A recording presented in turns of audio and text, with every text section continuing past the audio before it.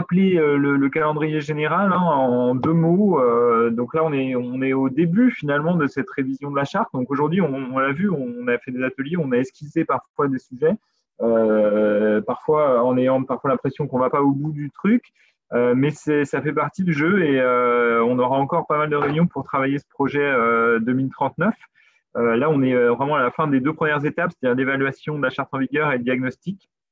Et puis suite à l'été, à partir de septembre, on rentrera vraiment dans la construction et l'écriture du projet de charte. Il y a certaines réflexions d'aujourd'hui qui ont déjà débordé un peu sur cette notion un peu de projet, mais c'était voulu pour commencer de mettre les pieds dedans dans les réflexions prospectives. Et on aura d'autres réunions hein, du type séminaire, mais aussi ateliers tout au long de la démarche qui doit se clôturer d'ici une grosse année à l'été 2022. Voilà, donc le calendrier plus long, parce qu'une fois que vous avez votre premier projet en 2022, l'idée, c'est ensuite d'avoir des allers-retours avec l'échelon national, une enquête publique, une consultation des collectivités locales. Et donc, la charte, elle sera vraiment actée et le classement du parc renouvelé qu'à l'horizon du deuxième semestre 2024. Donc, ça vous donne une idée un peu de l'échéance, en sachant que le gros de la construction du projet, c'est 2022. Voilà, et puis donc avant qu'on passe à la synthèse des différents ateliers d'aujourd'hui, parce que c'est quand même l'objet de cette clôture, rappeler un petit peu les différentes instances. Hein, les instances de pilotage, je les ai rappelées ce matin. Il y a différentes instances qui réunissent les élus et certains partenaires. Le comité syndical qui valide vraiment le projet, un comité de pilotage élargi qui suit de près l'évolution de la révision avec bon nombre de partenaires qui sont impliqués. Et puis un comité de révision plus restreint avec des élus représentants du parc pour piloter plus au quotidien la révision. Et enfin, donc les instances qui nous intéressent aujourd'hui et qu'on va ressolliciter tout au long de l'année et de l'année prochaine, c'est les instances de production collective avec des séminaires comme celui dans lequel on est aujourd'hui et des ateliers thématiques. Alors, il y a une première série qui a eu lieu en mars et puis il y en aura une deuxième à la rentrée de septembre. On vous donnera les mois et les dates envisagées à la fin de cette clôture de séminaire. Voilà sur cette introduction très rapide. Maintenant, l'idée, c'est de faire un bilan des différents ateliers de la journée. On est sur le gong. Charlotte est en train de clôturer voilà, l'ensemble des éléments des résultats. Alors, on va peut-être… Charlotte, est-ce que c'est OK pour toi? OK. Donc, hop, on va partager sur le gong.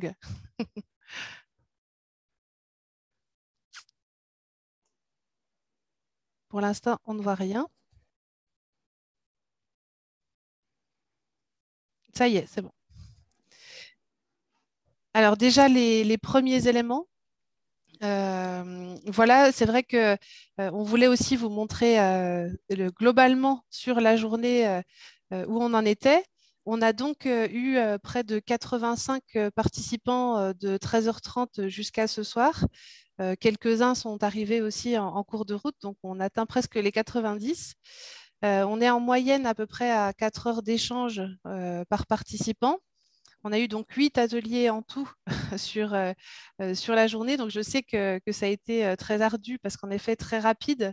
Voilà. Et puis, si on est bon, je vais laisser donc la parole pour la causerie numéro 1, pour l'atelier numéro 1 sur les patrimoines. Donc, Fabienne. Alors, ouais, du coup, Charles, il faut que tu zoomes beaucoup plus. Oui, mais j'ai Voilà. mes notes, tout va bien. Alors, sur la première causerie, donc, qui était sur les patrimoines, alors du coup, il y a les répartitions par rapport aux participants, où du coup, il y avait voilà, sur les 20 participants, une grosse moitié, on va dire, de sociopro et un petit cinquième d'élus. Voilà, merci pour la petite souris qui se déplace, où on a abordé différentes thématiques, parce que du coup, voilà, les patrimoines sont multiples et variés, donc on a abordé quasiment toutes les thématiques qui étaient proposées et qui étaient abordées cet après-midi, en allant de l'énergie à la biodiversité, à l'urbanisme et au paysage, bien entendu. Donc ça, c'est assez varié.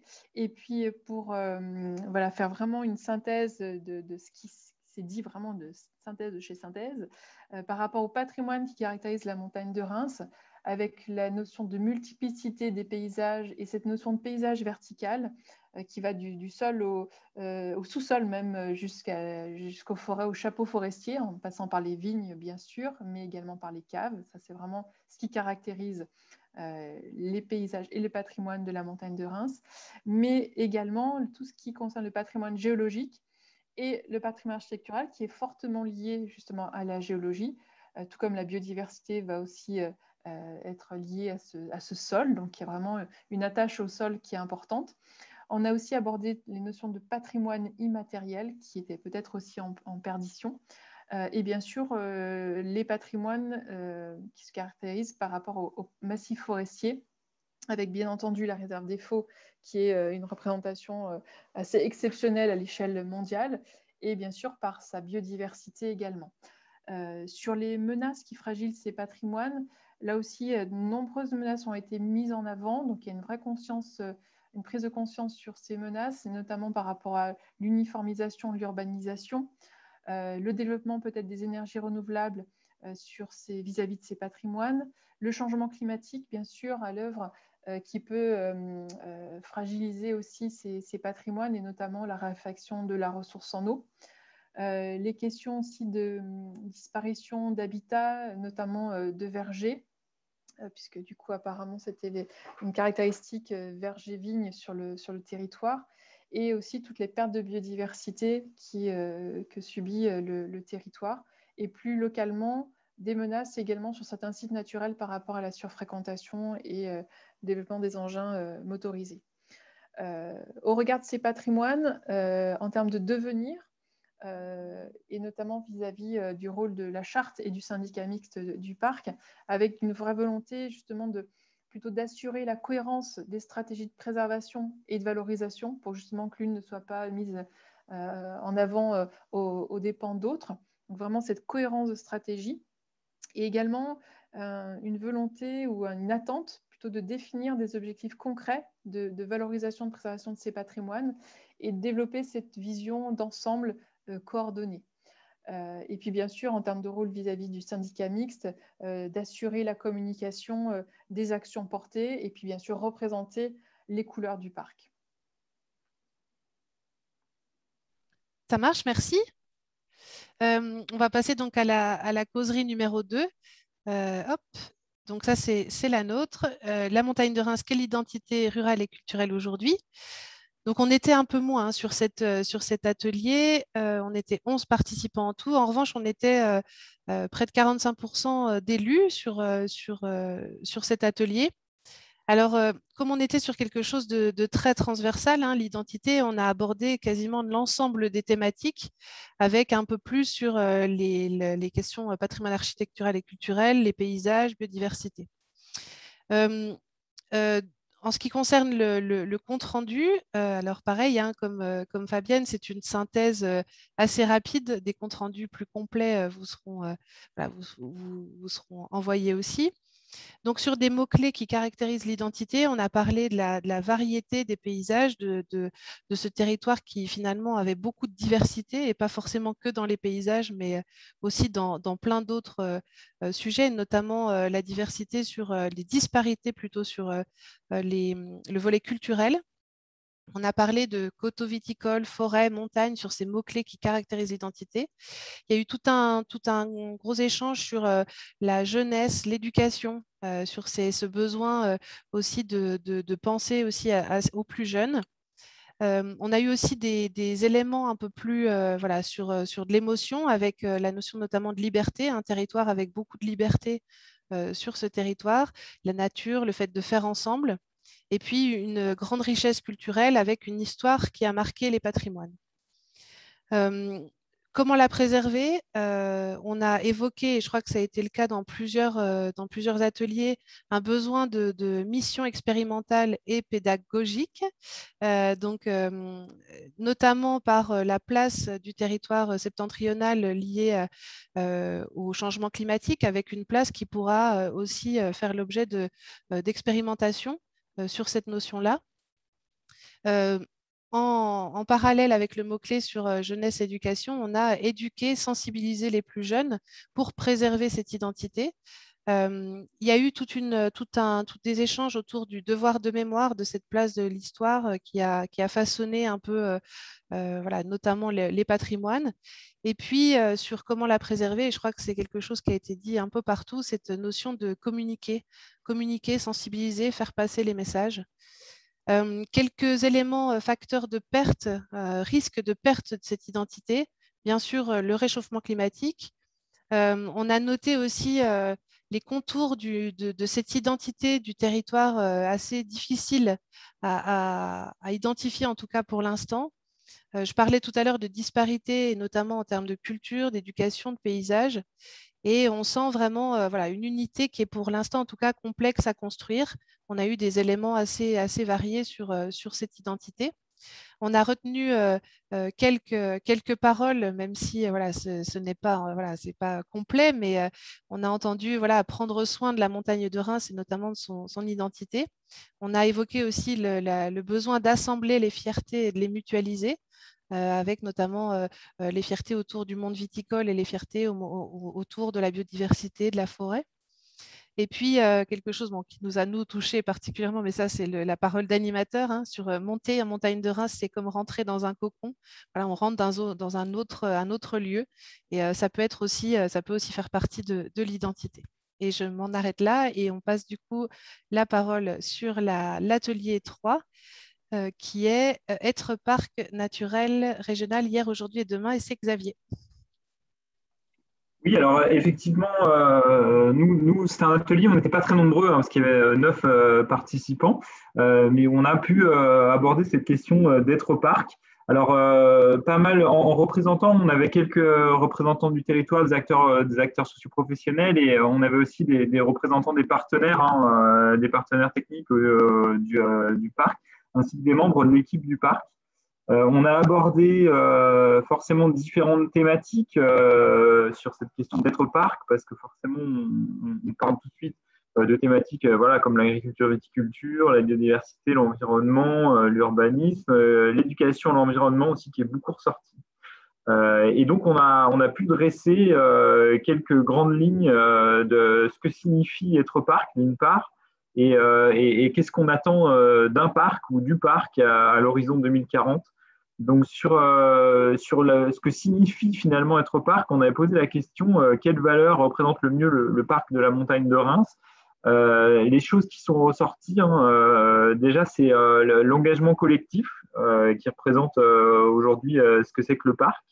L'ancrage local et l'ouverture vers l'extérieur, en sachant que ces deux notions sont complémentaires. À la fois, on travaille sur un territoire, on veut ancrer nos politiques dans le territoire, mais on veut aussi regarder ce qui se passe autour à l'échelle régionale et à l'échelle internationale pour ramener des expériences. Le respect des patrimoines, qui représente aussi le parc et son action sur ces dernières décennies. La recherche d'équilibre alors entre développement et préservation, mais aussi entre les attentes et les besoins des uns et des autres. Voilà, ça a été dit comme vraiment quelque chose de fondateur de l'action du parc aujourd'hui, cette recherche d'équilibre. Et enfin, l'innovation, l'expérimentation et le faire plus et mieux. Voilà, ça a été dit aussi aujourd'hui, le parc, c'est aussi tirer vers le haut les initiatives, les projets, pour essayer d'aller plus loin, essayer de faire mieux, essayer de faire plus que ce qu'on peut voir dans les territoires qui ne sont pas parcs. Voilà. Ça a été dit. Et dans ce qu'on attend du parc à l'horizon 2040, alors ça se recoupe l'innovation, l'expérimentation, qui est ressortie comme une attente forte pour les prochaines décennies. Il y a des citations qui ont été faites qui étaient intéressantes. A été dit en particulier, le parc, ça doit être un laboratoire de réflexion et de solutions et plus que quelque chose qui apporte de la contrainte. Voilà. Et face aux contraintes législatives, réglementaires, trouver des solutions. Voilà, c'est aussi ça qu'on attend du parc.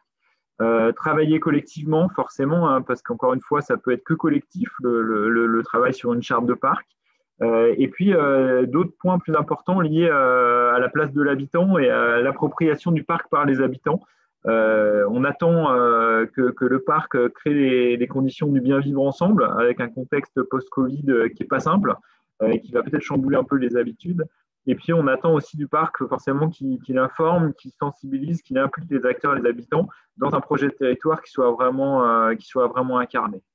Voilà, donc être au parc, c'est tout ça. On recoupe pas mal les fondamentaux des parcs en France. Hein. Et quelque part, alors, je n'ai pas toutes les cités, mais voilà, par exemple, hein, le rôle du parc, de trouver un terrain d'entente entre des acteurs qui n'ont pas toujours la même vision. Donc ça, c'est un point quand même fondamental et qui revient souvent dans tous les ateliers, c'est comment on travaille mieux ensemble, comment on valorise les forces de chacun. Et le rôle du parc, en tout cas pour les gens qui étaient là à cet atelier, il est un peu perçu comme ça aussi, d'aller trouver ce terrain d'entente, ce terrain de travail collectif. Voilà, je m'arrête là. Et Super, donc, merci. je vais passer la parole à Édouard sur la dernière causerie, sur la coopération au profit du projet collectif. Donc, ça fait le lien un peu avec ce qu'on a dit sur le fait d'être parc. Très bien, merci bien, Xavier. Alors, effectivement, dernière causerie sur le thème de la coopération ou collaboration, ou voilà, terme qu'on emprunte souvent, en tout cas qui est souvent utilisé pour la coopération à l'international. Mais en fait, coopérons déjà au niveau local et peut-être qu'après, on sera un peu plus pertinent pour aller à l'international. Ceci étant dit. Alors, sur les thématiques abordées, alors sur les participants, on était bien, 13 participants, c'était pas trop mal. Plutôt des sociopros, quelques élus, voilà. Les thématiques abordées, on a touché un peu à tout comme c'était très transversal, notamment à un moment, on a fait un peu une shortlist des belles réussites de coopération et il y a tous les sujets qui sont sortis, voilà, en tout cas toutes les thématiques. Et puis, on s'est interrogé sur les deux questionnements qu'on a ressortis là dans la synthèse, c'est quels sont les intérêts majeurs à coopérer. Et parmi, alors il y a plein de choses qui sont sorties, hein, mais bon, j'en ai fait ressortir 4. Ça ne veut pas forcément dire que c'est les 4 plus importants, mais en tout cas, c'est ceux qui faisaient écho à pas mal d'échanges. Le premier, c'est la cohérence des interventions entre les uns et les autres. Donc, coopérer, c'est une belle garantie de cohérence, parce que ça évite que chacun il fasse ce qu'il veut un peu dans son coin. C'est être plus fort plutôt que chacun dans son coin et aller plus loin. Aller plus loin, y compris sur la pérennité des actions.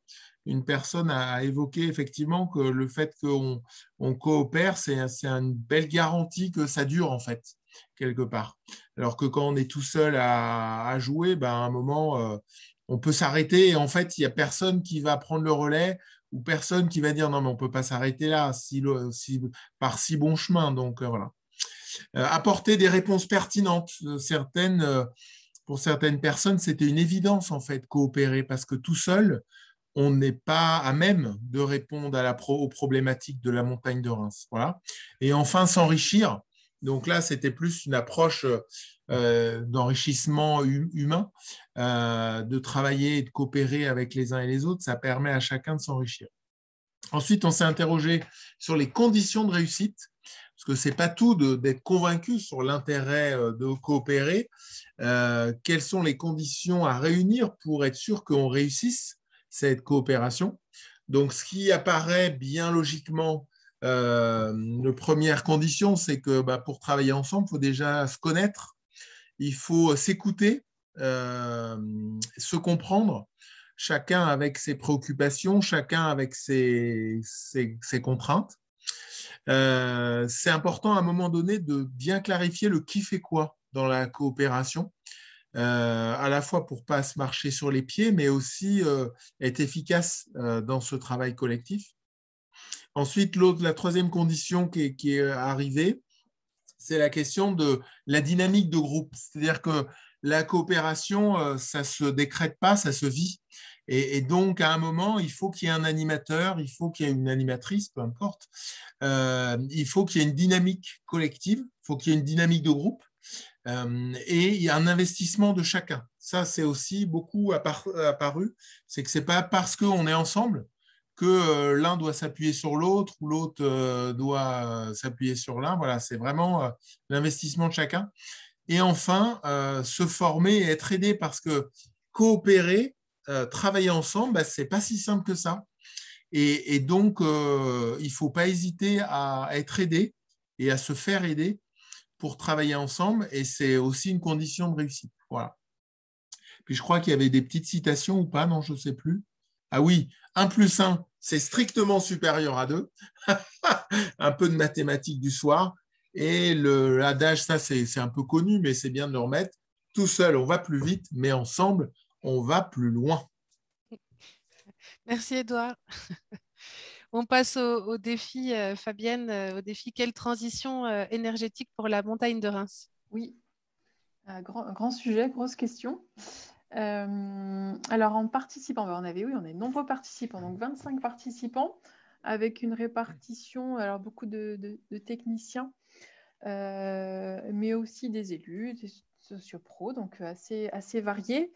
Et dans les thématiques abordées, alors voilà, l'angle de la transition énergétique étant très transversale, donc beaucoup de thématiques abordées, puisque sous l'angle de l'aménagement du territoire, sous l'angle du paysage, de la forêt également, des patrimoines comme résultante, et l'énergie bien sûr, puisque c'est le centre de la question.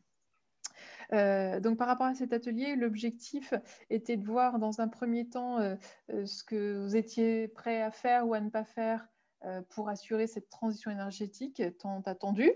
Alors ce qui est relevé, en 4 points, hein, donc c'est très bref, ça pourrait être développé, mais c'est notamment développer, il y a un consensus qui est ressorti sur le fait que la montagne de Reims était prête à développer des énergies renouvelables, mais sous certaines conditions, et notamment avec la condition d'avoir des structures ou des dispositifs de petite taille qui soient adaptés justement au paysage et à la taille du territoire. Donc d'avoir peut-être des petites unités de méthanisation ou des panneaux photovoltaïques sur les toits, sur le bâti, et pas sur les sols, mais voilà, d'avoir vraiment cette adaptation des ENR aux caractéristiques paysagères, environnementales du territoire. Par contre, alors certes, on n'était pas prêt encore, on n'est pas prêt à oublier la voiture, mais par contre, prêt à développer des alternatives à la voiture individuelle ou l'autosolisme, avec notamment des opportunités qui existent avec le TER, donc pour développer peut-être cette ligne, développer le covoiturage qui a émergé quand même un petit peu sur le territoire, développer le vélo électrique, etc. Donc toutes ces alternatives aux mobilités plus ou moins douces, enfin, voilà, un peu moins carbonées en tout cas. Autre chose sur lesquelles vous êtes prête à vous lancer aussi sur la rénovation énergétique, voilà, pour mieux isoler les bâtiments, changer les modes de chauffage. Pardon. Végétaliser aussi pour rafraîchir, donc il y a tout cet aspect de moindre déperdition thermique et énergétique. Et puis, alors je l'ai gardé pour la fin, mais en termes d'objectifs, il y a quand même cette volonté qui semblait être partagée de se fixer des objectifs assez ambitieux, des objectifs de réduction des consommations énergétiques et de production d'énergie renouvelable, assez ambitieux et peut-être plus ambitieux que les objectifs fixés dans le cadre du SRADET, donc du schéma régional. Ça, c'est à voir et c'est noté pour la suite. Et puis l'autre aspect de l'atelier, c'était de voir justement quels pouvaient être les attendus de la charte et le rôle du syndicat mixte pour pouvoir amplifier cette transition énergétique. C'est dans un premier temps apporter justement cet éclairage, cette expertise pour fixer des objectifs aussi bien de réduction des consommations énergétiques que de production d'énergie renouvelable qui soient adaptés au territoire. Donc il y a cette vision globale et cette expertise qui est attendue, mais aussi un rôle de conseil, d'accompagnement pour pouvoir réduire justement, que ce soit des entreprises ou des particuliers, réduire les consommations et développer des projets adaptés. Il y a cette notion d'expérimentation, je pense qu'elle revient dans chacun des ateliers pour pouvoir trouver ces fameuses alternatives, justement, quand on a des contraintes ou des conditions particulières sur le territoire, le parc peut justement essayer de trouver des alternatives et expérimenter. Et puis, bien sûr, là aussi, une des missions importantes de sensibilisation et aussi peut-être faire participer les citoyens aux actions pour impliquer davantage les habitants, tout simplement, à ces objectifs ambitieux. Voilà pour ce premier défi. On passe au défi numéro 2, c'est toi Xavier. Allez, donc deuxième défi, on a abordé la question du tourisme en Champagne et du rôle de la montagne de Reims, ou en tout cas de ses atouts par rapport à ce tourisme en Champagne et quel tourisme on veut sur la montagne de Reims. Donc l'atelier, on était une petite vingtaine de participants, assez équilibrés, c'est assez intéressant, avec à la fois des élus, des techniciens et des acteurs du territoire. On a abordé alors, un certain nombre de thématiques, forcément liées au tourisme, mais aussi au patrimoine, à leur mise en valeur, à la communication, à l'éducation aussi, à l'environnement et au territoire, et à la culture, parce que c'est vrai que le tourisme, c'est aussi très lié à la culture. On a posé voilà, plusieurs questions. Alors, j'ai eu un peu de mal à restituer en quelques mots parce qu'en fait, il y a tellement de choses qui ont été dites sur des sous-sujets différents que c'est pas simple. Il y a beaucoup d'atouts touristiques et il y a beaucoup de potentiel à travailler. J'ai essayé de redévelopper le bilan en plusieurs blocs. Donc déjà sur les atouts de la montagne de Reims. Alors les choses qui sont ressorties de manière plus forte, hein, ça va être le territoire de nature, préservé, diversifié et bien aménagé avec déjà un certain nombre de sentiers, d'itinéraires de découverte. Donc ça, c'est un bloc qu'on connaît. L'identité Champagne et tout ce qui va autour de vignobles, de tourisme, voilà, qui est un deuxième atout fort.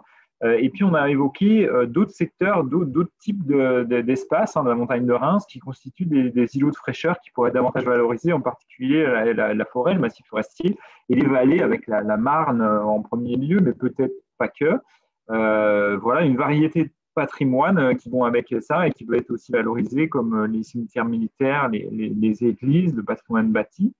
Et enfin, on a évoqué aussi un point important en termes d'atouts, c'est le positionnement géographique de la montagne de Reims et la proximité en particulier des villes qui sont des portes d'entrée sur le territoire et qui sont aussi un vivier de visiteurs finalement qui peuvent venir sur le territoire. Donc, quelles offres touristiques on peut développer parallèlement à ces atouts? Donc, il y a différentes choses qui sont ressorties. Je les passe très vite parce que c'est lié. Le tourisme nature, l'itinérance, le bivouac, ça a été évoqué, le no-tourisme en lien avec le vignoble, le tourisme patrimonial, culturel et de mémoire. Alors, là, je mets un peu tout dans la même puce, mais tout ça, c'est des tourismes liés au patrimoine. Et puis, on va passer sur le bloc d'après, le tourisme expérientiel et ludique, comme un tourisme un peu différent à aborder en sortant du tourisme un peu passif. Voilà, donc on en arrive au troisième bloc qui, je trouve, est aussi très intéressant sur les principes. Là, j'ai reformulé un peu, parce que ce n'est pas tout à fait les questions qu'on a posées, mais il y a des choses qui ont émergé de l'atelier sur les principes à promouvoir pour le développement du tourisme à l'avenir. Et il y a quand même des choses fortes qui ont été dites. Hein.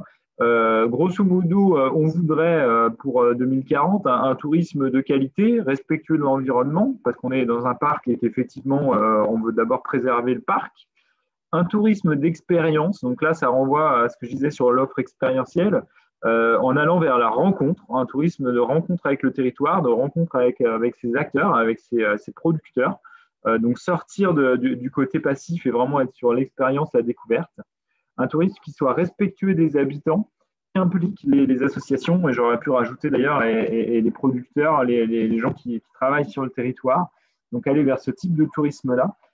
Et puis sur un autre volet, avoir aussi un tourisme qui soit peut-être ludique, en allant rechercher l'insolite et en créant des expériences un peu différentes. Voilà, donc beaucoup de belles perspectives, en sachant que le but du jeu à terme, c'est que ce soit un tourisme qui enrichisse le territoire et pas qui vienne effectivement le pénaliser. Donc enrichir et mettre en valeur les productions, les circuits. En parole, on peut en donner quelques-unes. La première, donc, qui est assez forte aussi, développer un tourisme de qualité plutôt que de quantité. Donc, ça pose aussi des bases de quel tourisme on imagine demain. Développer le slow tourisme, donc ça a été pas mal évoqué, en particulier en lien avec les différentes expériences qui existent à l'échelle départementale. Et puis voilà, un tourisme qui enrichisse le territoire sans l'user. Le terme, je trouvais, était intéressant. C'est-à-dire réussir à avoir des visiteurs qui apportent des richesses et qui ne viennent pas un peu éroder petit à petit les patrimoines et la motivation des acteurs et des gens qui font vivre ce tourisme. Voilà, donc je n'en dirai pas trop plus, j'en ai déjà dit beaucoup. Ça esquisse pas mal de réflexions pour la suite, en tout cas sur le tourisme. Du coup, on va passer au défi 4 parce que le défi 3, on n'a pas eu le temps de le mettre en page. Donc, on passera, Edouard, on passera ton document à la fin. Et donc, je donne le défi 4, Fabienne. Ouais, ok. Alors, le défi 4. Grand défi. Donc, sur l'agriculture, viticulture et sylviculture, les évolutions pour demain.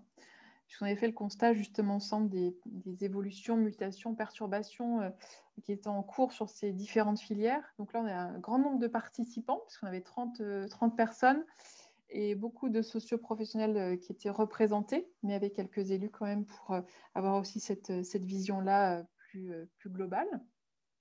Donc, bien sûr, en termes de thématiques abordées, on a abordé ces 3 filières d'agriculture, de viticulture, de forêt, mais en lien justement avec les paysages, avec la biodiversité, l'environnement, le développement économique et les aspects de communication également, puisque ça va être un peu le liant de tout ça. Du coup, dans cet atelier, on avait plus nombreuses questions, donc on n'a pas pu tout aborder. Mais ce qu'on a retenu, puisqu'on a dans cet atelier, on a séparé en 3 groupes, justement propres à la filière agricole, viticole et sylvicole, pour pouvoir approfondir certains aspects. Mais après, on a fait une synthèse un petit peu croisée. Et dans chaque groupe, on a pu mettre en avant justement les fragilités peut-être du territoire face à ces perturbations ou à ces évolutions, mutations en cours, pour voir justement si le territoire serait apte à s'adapter, serait apte à passer ces perturbations et en être résilient. Donc en termes de fragilité, on a pu voir justement au niveau des différentes filières que les modifications, les mutations ou les adaptations étaient en cours, mais que c'est un temps long quand même pour le changement des pratiques. On est sur des essences pour la forêt où il faut du temps. Pour la viticulture également, il faut pas mal de temps pour faire évoluer et adapter. Donc, c'est une fragilité liée aux filières en tant que telles. Par rapport à la sylviculture, peut-être aussi le fait d'avoir de nombreuses propriétés privées, d'avoir aussi un enjeu de la forêt de multifonctionnalité, donc c'est un équilibre à assurer avec les 3 grandes fonctions de la forêt, et également des enjeux de déséquilibre sylvo-cinétique qui pouvaient peut-être entraver un petit peu le renouvellement ou la régénération des forêts.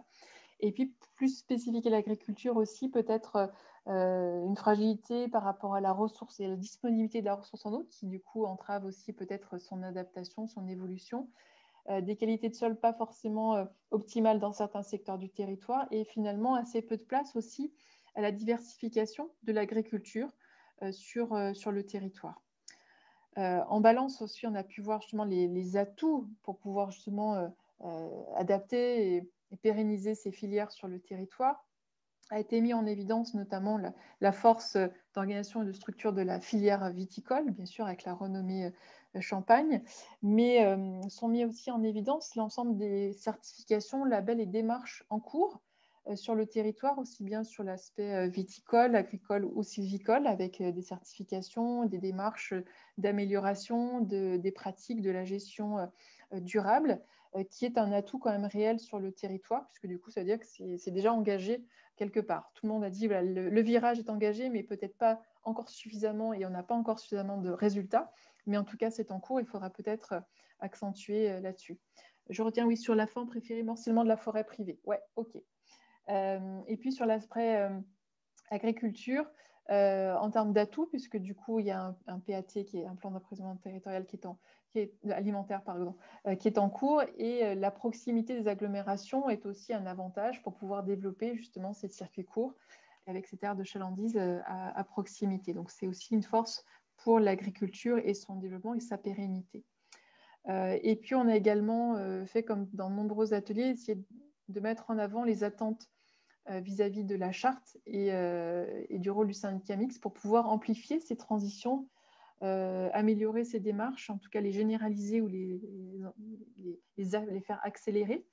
Il y a une vraie attente en termes vis-à-vis du rôle du syndicat mixte, d'être le relais de la communication, de ce qui se fait, des résultats, un relais d'information pour pouvoir justement informer de des différentes pratiques, des bonnes pratiques, pour pouvoir s'adapter à ces changements. Un rôle d'expérimentation, là encore, ici aussi, est attendu. Et puis, bien sûr, un accompagnement de cette diversification en fonction des filières. Et puis, peut-être approfondir ou poursuivre la réflexion sur une marque Valeur Parc, marque du parc par rapport à certains produits sur le territoire. Et puis aussi un besoin peut-être de recréer certaines synergies entre le syndicat mixte du parc et la filière viticole, avec peut-être des projets communs ou des recherches à mettre en commun. Ça a été évoqué en termes d'attente. Voilà pour ce défi 4. Merci. C'est très complet. Il nous reste donc le dernier défi, vivre en montagne de Reims, une autre vie s'invente ici. Alors, on est désolé, on est sur la version de travail. Voilà, sur les 8 ateliers, il y en a un. Désolé, Edouard, c'est toi qui tombe dessus. Donc, je te laisse la parole, Edouard. Ce n'est pas grave.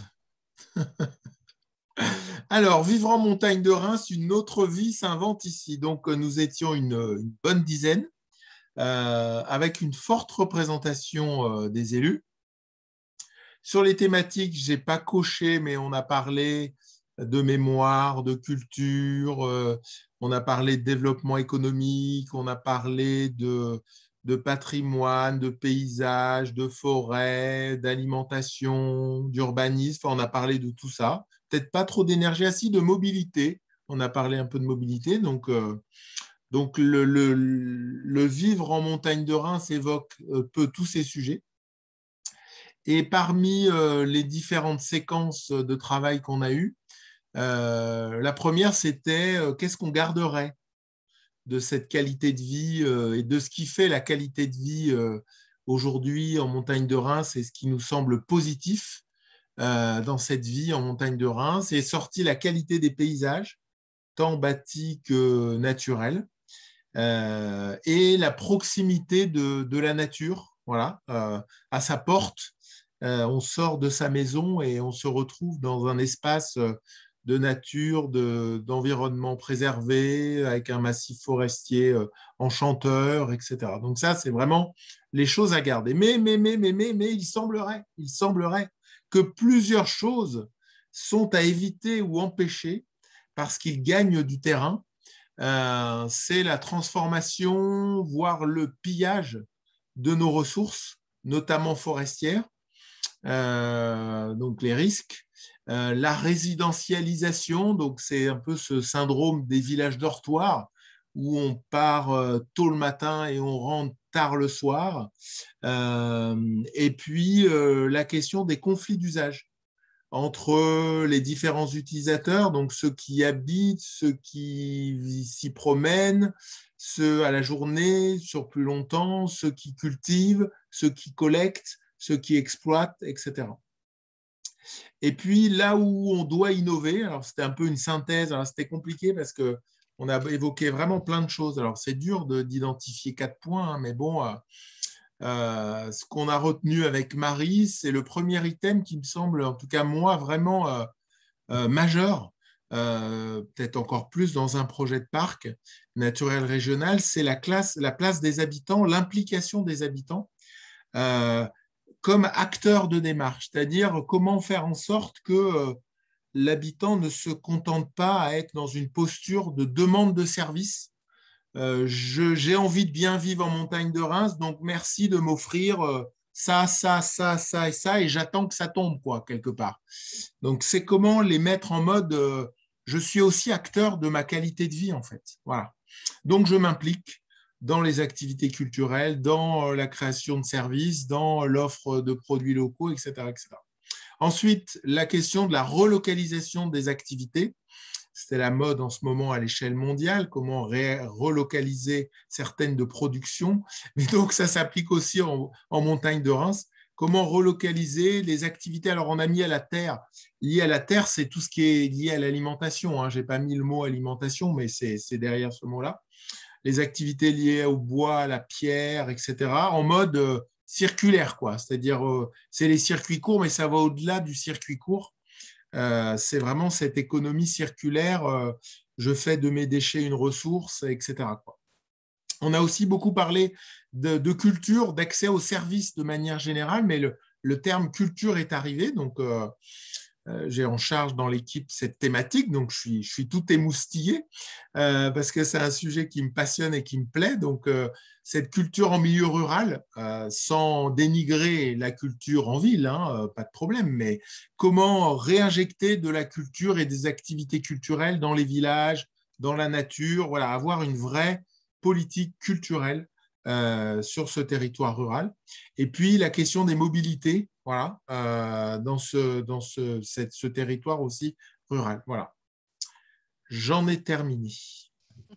Merci. Du coup, Xavier, je te laisse évoquer la dernière slide normalement de ton diapo sur la présentation de la suite du dispositif. Et puis ensuite, on donnera la parole donc à Monsieur le Président Dominique Lévesque pour conclure cet après-midi et cette soirée d'échange.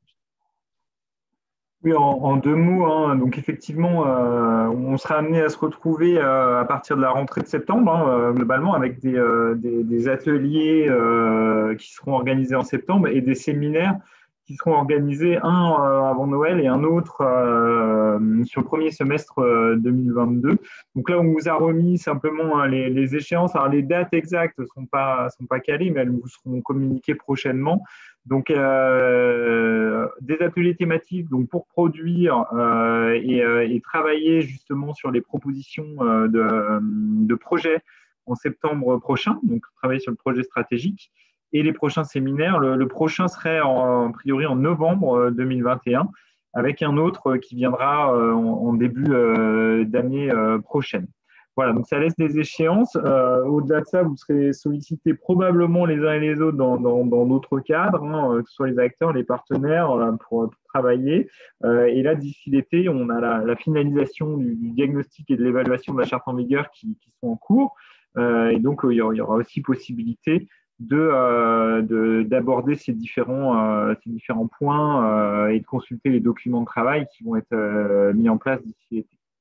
Voilà, donc je vais m'arrêter là et laisser la parole à Monsieur le Président sur la conclusion. Oui, allez-y. Tout à fait, oui, j'ai simplement mis mon micro en marche. Et donc, d'abord, je voudrais vous remercier tous. Alors, peut-être que, évidemment, parmi les 90 participants qui, à un moment ou à un autre, ont pu participer à cette belle après-midi, il y en a qui sont évidemment partis, mais je voudrais bien sûr les remercier tous. 90, c'est quand même un beau résultat pour cette journée très riche et très intéressante. J'ai retenu, pour ma part, je ne veux pas risquer de faire une synthèse de la synthèse, parce que ce serait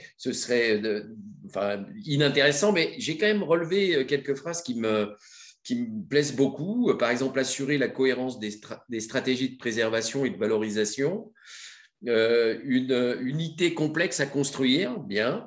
La recherche d'équilibre, l'innovation, l'expérimentation, le laboratoire de solutions, informer, communiquer, travailler ensemble, coopérer. Et puis dans les défis, alors là, il y a des choses absolument passionnantes. Mieux que le SRADET en matière de transition énergétique, bon, c'est un bel objectif. Une offre touristique expérientielle, différente, ludique, insolite.